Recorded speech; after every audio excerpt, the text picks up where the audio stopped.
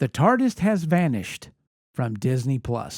Well, not quite yet, but we're going to talk about that and more on today's episode of the Geek Watch Podcast.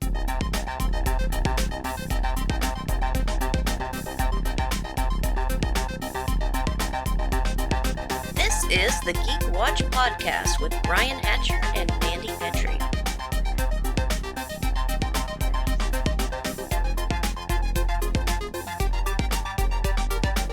Greetings, Geek Watchers, and welcome to episode 256 of the Geek Watch Podcast. I'm Brian Hatcher, and with me, as always, Geek Watch's very own resident geek goddess, Mandy Petrie. Hello, Brian.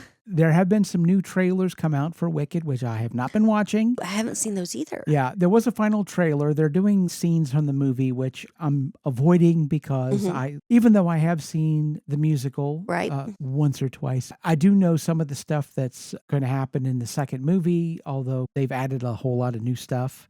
I have seen the track list for the Wicked for Good soundtrack that's going to be coming out rather soon. So I have an idea about what the names new songs and things. With the two new songs. It seems like Elphaba's getting a new song and Glinda's getting a new song as well. Okay. One particular scene that's rather short in the musical is going to be stretched out and made more involved in interesting ways. Okay. I'm looking forward to that now that we are in November. We're thinking it's one of the magical scenes, right? Where a spell is taking place. And yeah, something like that. Yes, I thought. And another scene involving the wizard, which we see in the trailer. Also, finally getting a wide release, we have Guillermo del Toro's Frankenstein. Yes. So on Netflix tomorrow from when we're recording this. Yes. I know you've been looking forward to that. I'm definitely looking forward to that. Del Toro has been very much in the forefront, especially with Netflix in his Cabinet of Curiosity show. And he's doing Frankenstein. Now, I've also heard that there are talks of him finally doing a Hellboy 3. Really? Yes. Bringing the old gang back together to do it, too. Oh, goodness. Ron Perlman and Selma Blair. Yeah, and I don't know if she's going to be involved. I mean, obviously, with her health issues at this point. Right. It might be a little more difficult. I hope that she can at least have some part in it. It does excite me because I've heard all the rumors. We've all heard the rumors of what Del Toro had intended to do with the third part. I hope it comes to pass because with the world we live in right now, things are never secure. It feels like right now, even though we have a few things to look forward to, it's almost like there's a still in the air. And you're just waiting to see what's going to happen next. Well, my goodness, we're getting a lot of sequel news from some classics. The Mummy is getting its fourth installment, and Practical Magic is getting its sequel. And Well, it goes back to how unsure and nervous Hollywood is. They are grabbing onto anything that used to be successful. Can we make it successful again? And so there's a lot of that going on. Marvel coming out with another Avengers movie. And I've talked about this before. I am a little bit concerned about it because it feels like they're going back to the well. In pro wrestling, they call this hot-shotting the territory. And this is another one of those, I feel like, hot-shotting the territory. You have all of these people coming back, and you're having people from Fox that have never been in an Avengers film or a Marvel film before, and you're blending those worlds together. And from what I understand, if the news is correct, Patrick Stewart, of course, is going to be in this movie. And this is supposed to be his last role. He is retiring from acting after this. And so this is going to be his swan song. That's definitely going to be bittersweet. I remember the first time I ever saw him as a performer, which wasn't Star Trek, actually. It was Excalibur. Ah, Excalibur, okay. Yes, he was Leander Guinevere's father. And that was my first time. After that, it was Dune. So I had seen him perform in a lot of different roles before, of course, Jean-Luc Picard, which is one of the two roles he's most likely going to be remembered for. The other one, of course, being Charles Xavier. Yes. Like I said, my concern about this new movie is it's going to the big spectacle, and you can do that every once in a while, but you have to be able to do movies that aren't like all of that. Right. The small stories, the human element, the family element. Yeah.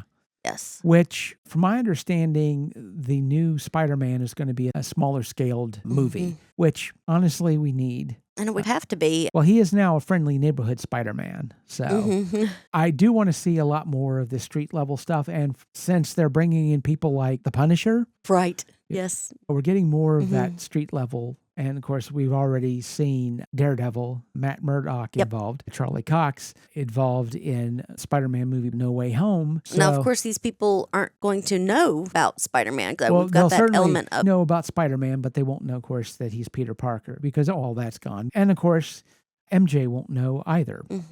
There is talk that Peter Parker will be moving on to Felicia Hardy, a.k.a. the Black Cat, which is from the comics as well. Again, there's a lot of interesting things that are coming. At the same time, we do have a lot of unrest and uncertainty about certain things. Even stuff that has been insanely popular is not doing as well as people have wanted it to do. People are looking at other places for entertainment. Campaign 4 of Critical Role, the new campaign they're doing, has just finished episode 4. The first 4 episodes are called The Overture, the opening that sets the stage for everything. It's been interesting and very lore heavy, which Brennan Lee Mulligan is known for. He has developed a lot for this show and prepared for the long haul, definitely. And of course, with this being the type of show where you're doing the Western marches, you're doing different tables at this point. Now that they've introduced all the characters, they can do one group of people at a time per show, so they can spread things out a little bit. We've had near character deaths all through this. There are characters that almost didn't even make it out of the introduction. Laura Bailey's character almost just flat out died. She was making death saves. She was having to make the death saves, and it's like it was her first appearance. And it's like, don't kill me. We just got started. And Brennan says, welcome to campaign 4, baby. Wow. I told you. Roll up extra characters. I told you.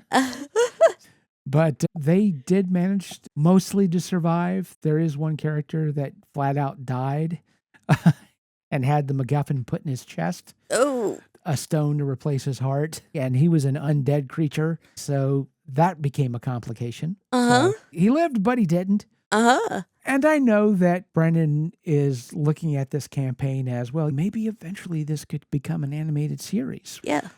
So, I mean, it's a possibility, but again, we're looking for those places where we can develop entertainment and develop IPs that can be made into television and into movies, because even the most secure and most popular and most prolific IPs aren't safe. And we come to Doctor Who. So let's talk about Doctor Who. Yay. Well, we knew this was going to happen. There's no surprise, but it's now official.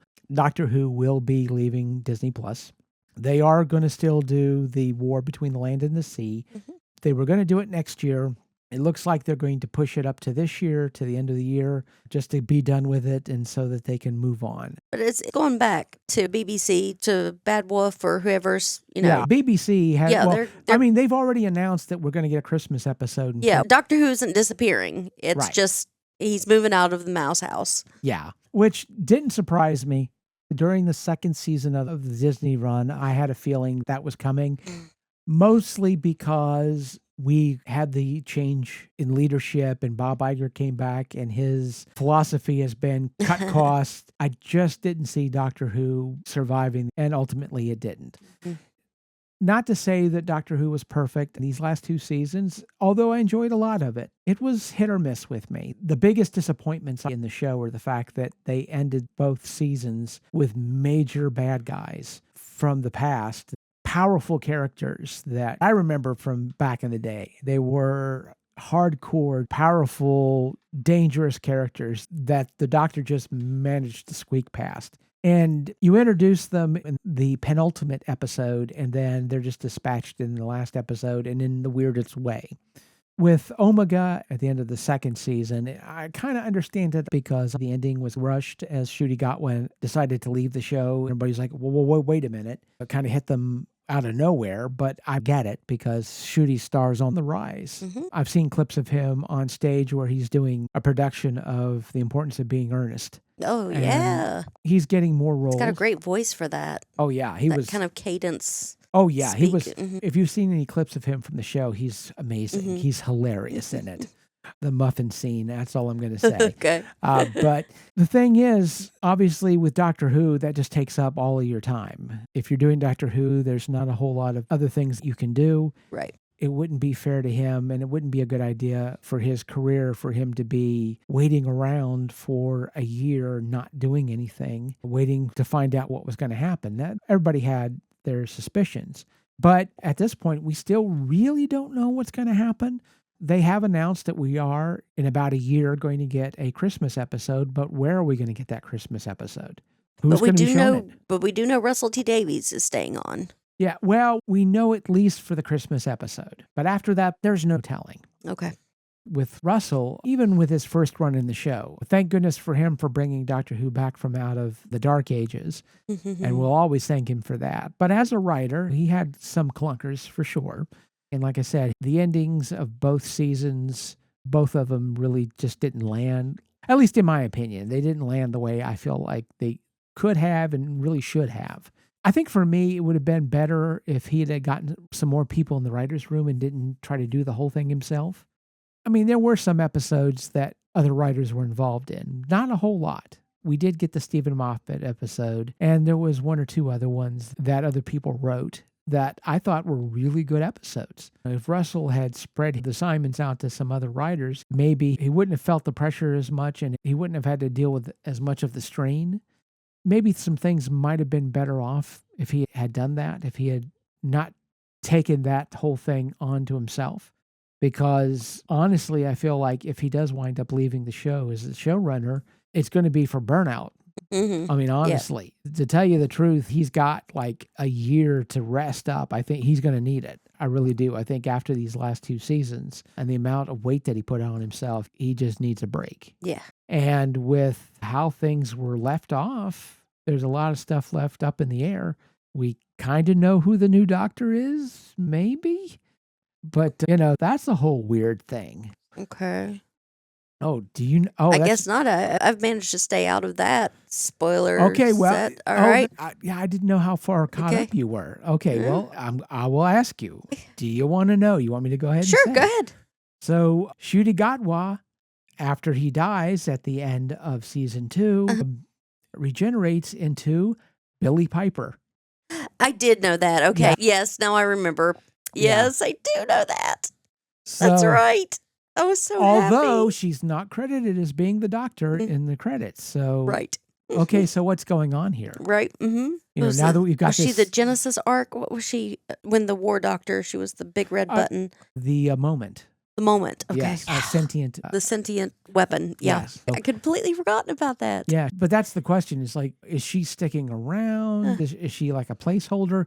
That's the thing, is that now we're in a place where the doctor has a new regeneration cycle. We're burning through them a little bit quicker than we did before. So technically speaking, at this point, this is the 4th doctor, of the new regeneration cycle. Right. And if you remember the original 4th doctor, Tom Baker, he stuck around for 7 years. Yes. That's why you got a little bit of mileage on that particular regeneration, because he was around for a while. I don't see Billy Piper sticking around for 7 seasons. No.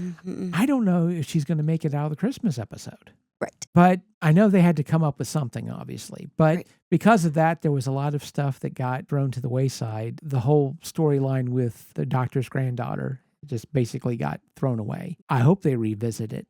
At this point, there's no telling what they're going to do with it. One thing that really does make me sad is there is one villain that Ncuti Gatwa never got to face down. The Daleks. He never had his moment fighting the Daleks. Yep, and that's like everyone else. It is the classic Doctor Who villain. And he never got his battle with the Daleks. It's sad and depressing to me. It really is, because I would have loved to have seen what they could have done with his character and the Daleks, him dealing with that. Right. But again, it's like everything that's been going on after Peter Capaldi. It just seems like they've been trying to find their footing and they haven't really been able to do that. Right. And Jodie Whittaker, we've talked about this before. It's just like, it didn't feel like she ever got her moment, And I feel like Ncuti Gatwa was in the same boat. And it didn't surprise me when Jodie Whittaker reappeared as the Doctor in that last season, when there was that moment with the two of them together. And I thought, it felt like they were having their moment together of going to rehab. It's like it's like, yes, I understand what it's like to be the Doctor. To be the Doctor, but to have people questioning you about it the whole time for goofy reasons.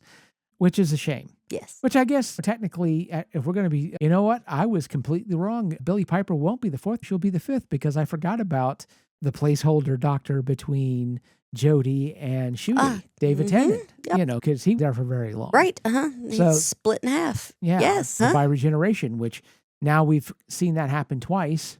So I guess it's now a thing. Right. We'll have time for Doctor Who to cool down a little bit. We've had those moments of drought before where we've had to wait, and we've got a year for Doctor Who to hopefully turn itself around a little bit. I am going to watch The War Between the Land and the Sea. Oh, yeah. It does have a lot of those Torchwood vibes to them. Yes. It looks like it's a more serious show. And I realize it might be petty of me to hope that it does great numbers for Disney just in time for it. To kick off and to leave. Kick the door shut. But I think, honestly, for me, the biggest disappointment for the Disney deal, I think the huge disappointment was I had hopes that finally, maybe through Disney, that Doctor Who, all of Doctor Who, would have one home. Because, of course, it's split into a whole bunch of different places. Everywhere. The rest of New Who is on HBO Max, or it was, because it's actually going away. Oh, I didn't know and then it's like different places to watch. I don't know where Classic Who is. Classic Who. Might be able to find some episodes on YouTube. And some other. I'm trying to remember. I think it's BrickBox is where you see it. But that's going to be the big thing is now that the rest of New Who is leaving HBO Max, where's that going? Yeah. And where are we going to be able to see the Christmas episode? Is it going to be on BBC America? Because that's not guaranteed. Because BBC America technically is its own channel. Yep. We just have to write angry letters. Yeah, hopefully. We'll stationery. Because as of right now, it's only guaranteed to be showing on BBC and BBC or BBC One or something like that. That's the only thing that we really know at this point. Where it's going to be broadcast worldwide, we don't know. Because that's the other thing, too. It's like BBC America is only an American market. Whether BBC America is going to be able to broadcast it is really going to depend on what kind of deal the BBC can get for worldwide rights to Doctor Who. So whoever they wind up going with, it may mean that they can't show it on BBC America. Maybe Netflix picks it up. Who knows? Netflix is always looking for new stuff. They've got some rather deep pockets. Of course, my worry, if they do wind up going to Netflix, is, well, what happens to shows that go to Netflix? There are some shows that manage to stick around. Stranger Things is definitely one of those shows. Yes. But one of your favorite shows, the Santa Clarita Diet, was killed. Yes. 3 seasons. That's all you get. Yep. And my understanding is that the ending wasn't really all that fulfilling. Nope. Because I guess cliffhanger and cut it off. Yep. That was it. That's the thing about Netflix. Even if a show is really popular, they'll be like, forget it. We'll just move on to the next thing. But as far as where Doctor Who is going to find a home and where we're going to be able to watch this Christmas episode, well, I guess we'll see. We shall see. And with that said, we come to the end of episode 256. Thank you for listening, and tune in next time for the latest in geek news and views with the Geek Watch podcast. For Mandy Petrie, this is Brian Hatcher, reminding all the Geek Watchers out there, we're all geeky about something. Be proud of yours. See you next time. Thank you for listening to the Geek Watch podcast. If you enjoyed this program, don't forget to like and subscribe on your preferred platform and share this podcast on your social media.